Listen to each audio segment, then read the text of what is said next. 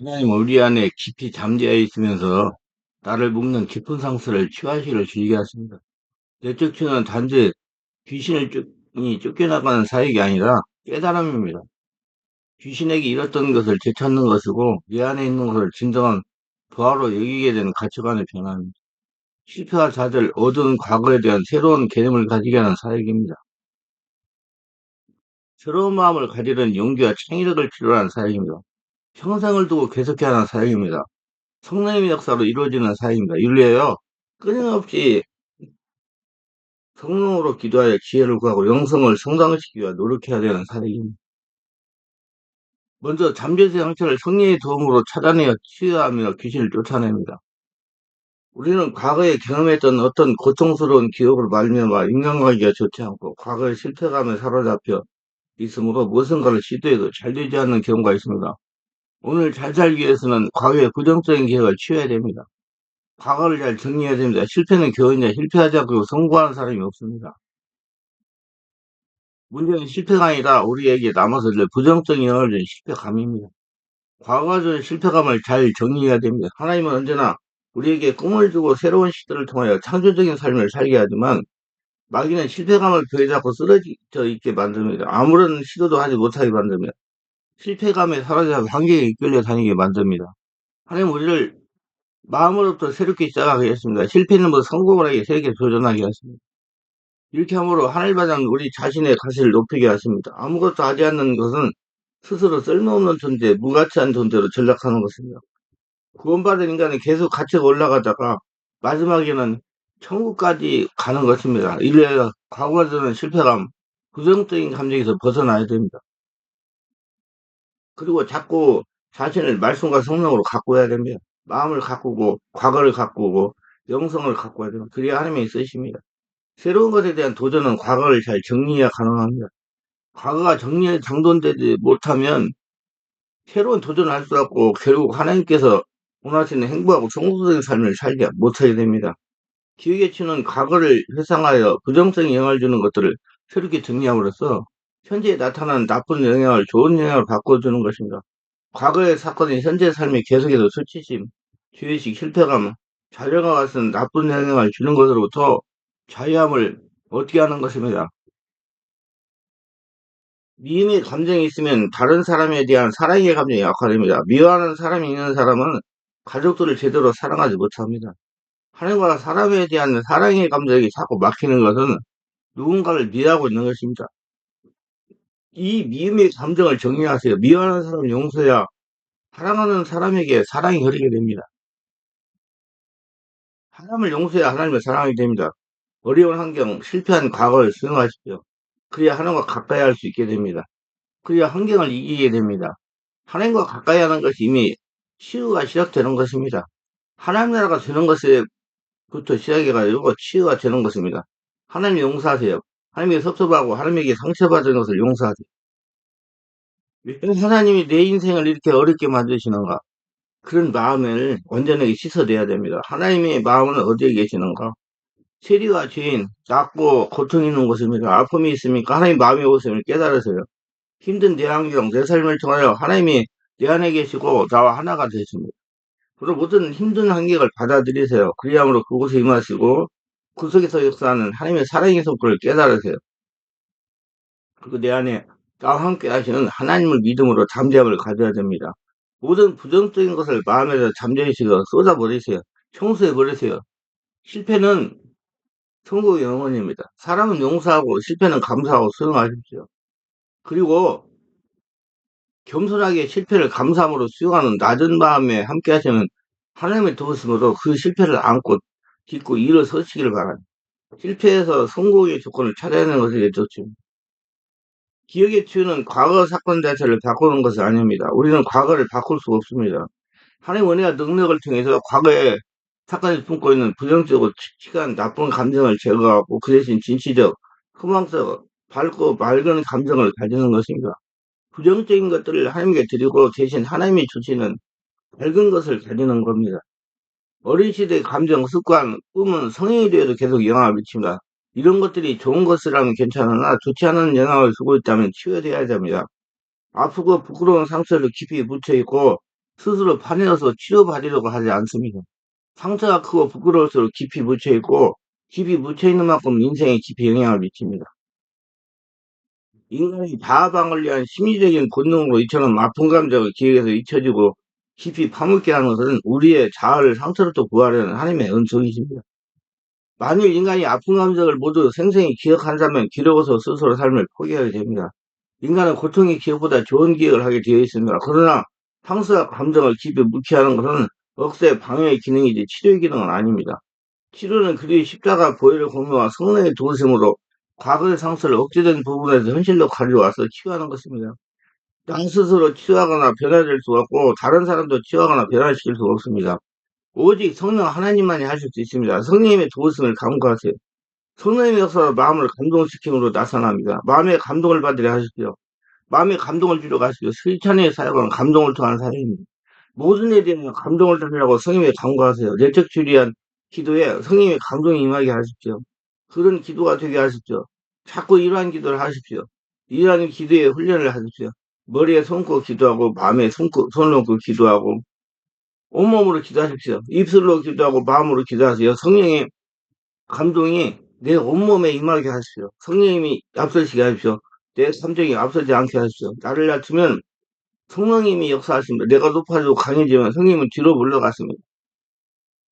두 번째, 치유를 돕게 하는 과거 기억에 대한 질문들은 이렇습니다. 유아 때 잦은 질병으로 고통을 당한 경우입니다. 유아 때나 소년기에 잦은 질병으로 고생을 하신 분들이 어른이 되어 마음의 질병과 마음의 상처와 정신적인 문제로 고통을 많이 당하는 것을 봅니다. 이런 분들을 내적 수사자가 성인 임자에 장악하면 병원에서 고통당하는 행동을 그대로 하는 경우를 많이 봅니다. 질병으로 끙끙 앓는 소리를 내는 경우가 많았습니다. 무의식 잠재의식에 그 상처, 아픔이 그대로 내재되어 있어서 성인 역사로 드러나가지고 이제 그 현상을 일으킨다는 것입니다. 이별로 인하여 고아로 지낸 분들의 상처가 많습니다. 부모와 이별해 친척들에 자랐거나 고아원에 자란 경우 무의식의 분노와 승무심이 많아서 내장기관이 약한 경우가 많이 있습니다. 저는 부모가 죽거나 이혼하여 고아원과 친척집에 자라는 사람들이 상처로 인하여 위궤양과 과민성 제장 등 또 심장의 문제로 고생하는 사람이 많이 치료해 봤습니다.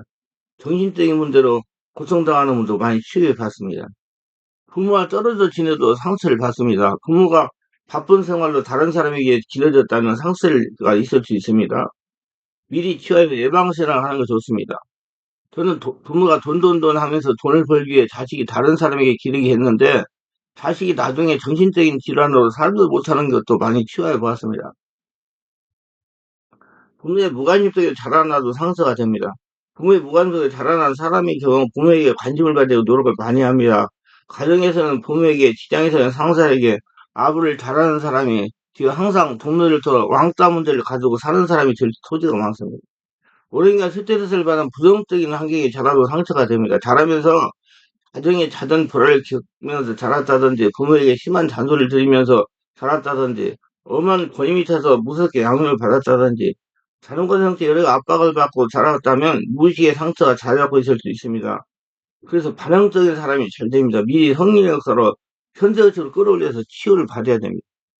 어려서 부모로부터 잦은 거절을 당한 경우에도 상처가 될 수 있습니다. 유아기는 부모에게 잦은 거절을 당한 경우 상처가 무의식이 형성되어 있을 수가 있습니다. 왜냐하면 유아기에는 자기 중심적이기 때문에 부모로부터 받은 것보다도 받지 못한 것에 대해 심각하게 생각하게 되고 상처를 받게 되기 때문입니다. 그리고 부모가 유아 때부터 귀찮아하고 천덕꾸러기 취급을 했다면 천덕꾸러기 영이 붙어가지고 어디를 가나 천덕꾸러기가 되기 쉽습니다. 이렇게 되면 일상에서도 천덕꾸러기가 되고 시댁에서도 천덕꾸러기가 되기 쉽습니다. 부모에게 받은 상처들입니다. 자라면서 부모에게 구타나 폭행이나 무시나 차별 대우를 받은 경우에 상처가 무의식에 잠겨 있습니다.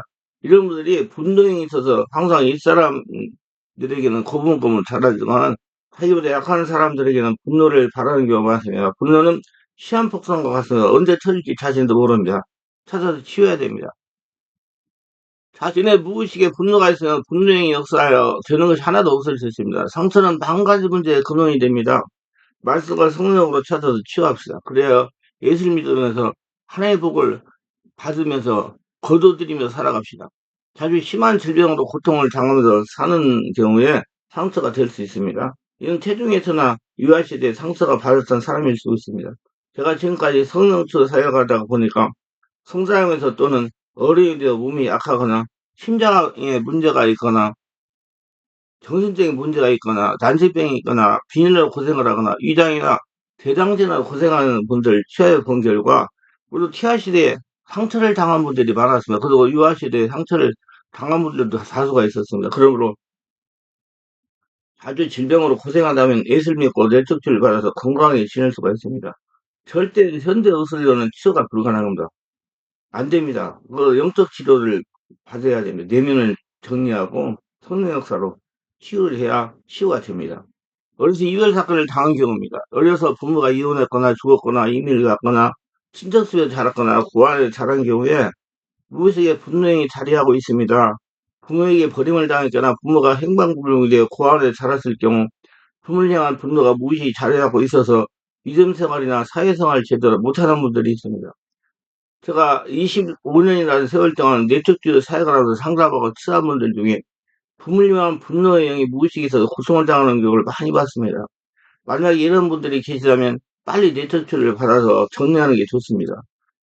부모의 이성적인 부정사건을 경험하고 자란 경우에 상처나 잠재의식이 형성되어 있을 수가 있습니다. 그 인생이 꼬이게 됩니다. 살면서 부모님 이성적인 부정사건을 경험하고 자란 경우는 의부증이나 의처증이 될 확률이 다른 사람보다 높습니다. 제가 지금까지 뇌척추 사역을 하면서 경험한 바로는 대부분의 의처증, 의부증 환자가 어린 시절 어머니가 아버지가 부정사건을 저지른 거고 자라는 경우가 많았습니다. 이건 남편이나 부인이나 어머니나 아버지 같은 동정으로 보기 때문입니다. 보고 자란 여성 성도님이라면 자신 남편이나 아버지가 절대로 같이 했다는 걸 알아야 됩니다. 그리고 남성 성도라면 자신의 아내는 절대로 자신의 어머니와 같지 않다는 걸 알아야 됩니다. 이렇게 자신의 아버지나 어머니와 같이 생각하고 보게 하는 절대로 마귀의 계략입니다.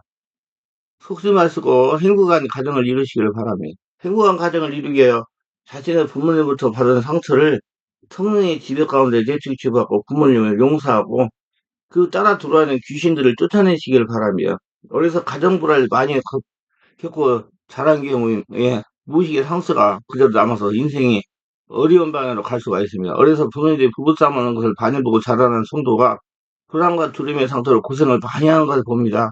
이런 분들이 부모가 싸울 때 무서워서 밖으로 도망가서 싸움이 끝날 때까지 기다리다가 추워서 떨고 두려움에 사로잡혀서 고생하는 분들이 있습니다. 이런 분들을 내쫓할 때 성령이 장악되면 그때 박혀서 추워서 두려움에 떠는 모습 그대로 오고다들면서 떨고 있습니다. 저는 내쫓할 때 나이가 50이 되신 분들이 그런 모습으로 떨고 있으면 정말로 마음이 아프고 안타깝고 그때 당시의 상황을 이해할 수가 있었습니다. 만약에 이런 경우를 당하면서 자란 분이 계시면 빨리 치유를 받으시기 바랍니다. 치유는 빠를수록 좋습니다. 어려서 물질로 고통을 당하면서 자란 분들은 돈 하다가 어느 정도 행편이 풀리면 질병으로 고생을 하는 경우 많이 본다. 이런 분들도 빨리 치유받는 것이 자신의 건강을 위해서 좋습니다. 얼른 물이나 불이나 교통사고, 천재지변을 당한 경우에 그 심각한 상처가 그 안에 있을 수가 있어요. 어려서 물이나 불이나 교통사고, 천재지변을 당한 경우에 상처가 무지 그대로 남아 있습니다. 이렇게 사고를 당한 분들이 영적인 상처로 전환되어 영적인 문제로 고생하는 분들이 많습니다. 우울증이나 불면증이나 정신적인 문제로 고생하는 분들이 많습니다. 학교에서 선생님에게 치벨 강의에 받은 경우에 상처가 있을 수 있습니다. 초등학교 다니던 어린 나이에 학교에서 선생님부터 체벌당한 경우 상처가 무지 잠겨 있습니다. 이 상처로 인해 무의식적으로 권위자들인 반항이 습관이 있을 수가 있으나 이로 인해 믿음도 잘하지 않고 또 영역에 정신에 상처가 일어나서 고통을 당할 수가 있습니다.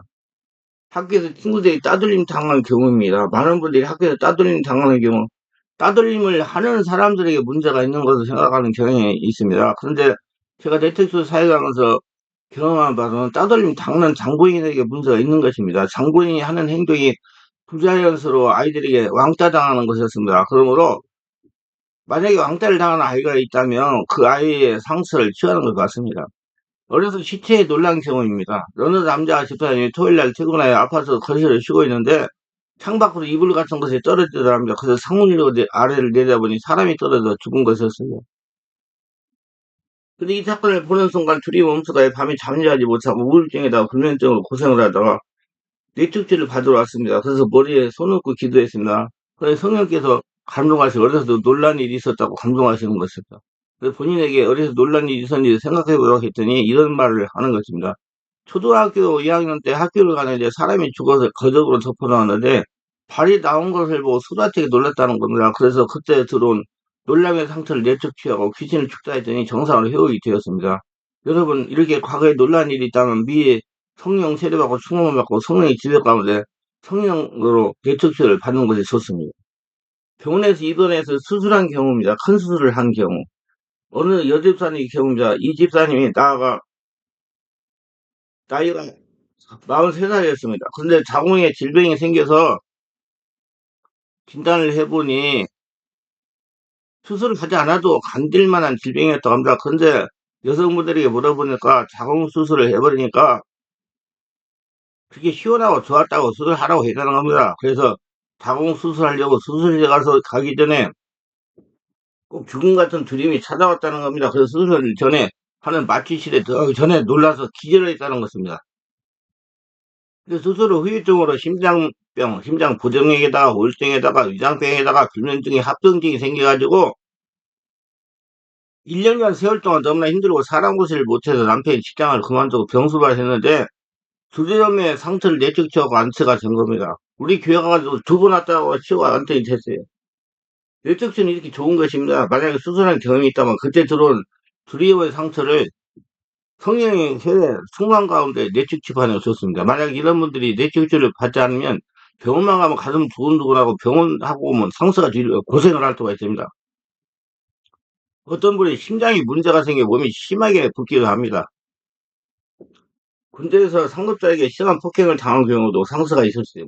제가 지금까지 내적 수혜 사고를 하다가 보니까 군대에서 상급자들이 얼차나 폭행을 당할 때 생긴 상처로 인하여 고통을 당하는 성도들이 많이 보았습니다. 멀쩡한 사람이 사람 고치를 못하고 사는 경우가 많습니다. 제가 지금까지 군대에서 폭행을 당할 때 들어온 주의명과 악한 영을 촉사한 경우가 몇 번 있습니다.